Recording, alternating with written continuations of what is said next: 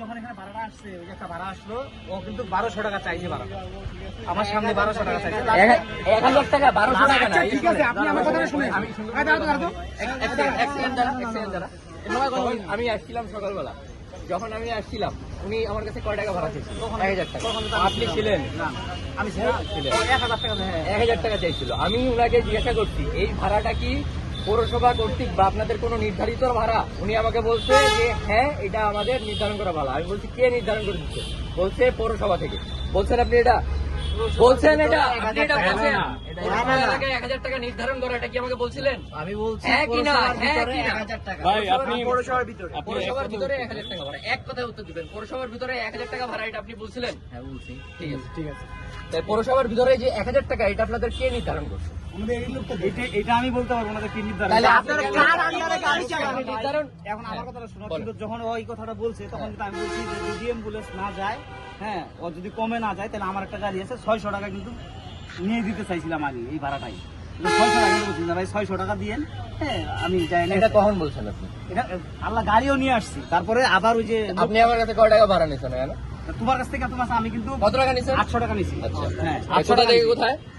তো তোমার বাসা থেকে এই ইয়াতে, মানে হচ্ছে পপুলার রাস্তা। কতটা এখানে? এখানে 250 মিটার। হ্যাঁ। 250 মিটার রাস্তা আপনি রাত্রে থাকার কারণে আমার কাছ থেকে নিলেন 800 টাকা ভাড়া। কিন্তু- মানে আপনার ভিআইপি গাড়ি আমি মানলাম, আপনার বড় গাড়ি, সেই জায়গায় আপনি 500 টাকা আমার কাছে ভাড়া নিতে পারতেন। আপনার যদি বাড়তি লাগে 600 টাকা নিতে পারতেন। আমি কিন্তু তোমার সেই জায়গায় সাথে ভাড়ার কথা হয় না।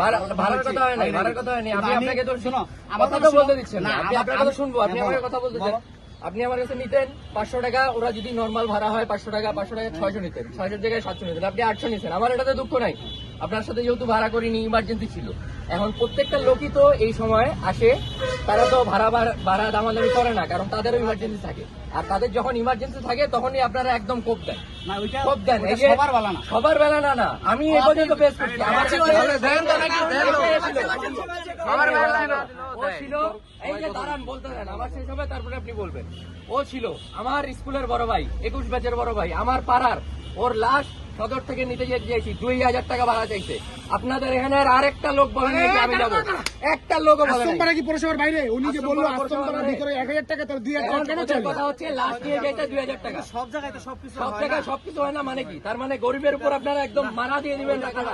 ধরো, যেমন আমি তোমার সাথে ভাড়াটা আমি বুঝতে পারছি আপনি কি বলতে আমি যে ভাড়াটা নিয়ে আসছি, আপনি বলতেছেন যে ও বলছে গাড়ির কথা, আমি গাড়িটা নিয়ে গেছি। শুনেন আমার আপনার কথা। মুখ্য কিছু যেটা যে সারারা থাকে একটা ভাড়া আছে যে সিরিয়াল নিয়ে রাখে। আচ্ছা, এই সিরিয়ালটা কে মেনটেন করে? আপনাদের যে গাড়িগুলো থাকে হ্যাঁ, সিরিয়ালটা কে maintain আচ্ছা করে? ভাই, আমার কথা হলো কি, যারা ড্রাইভার আছে এরা সবাই তোমার সিরিয়াল মেনটেন করে। একজন তো মেইন আছে।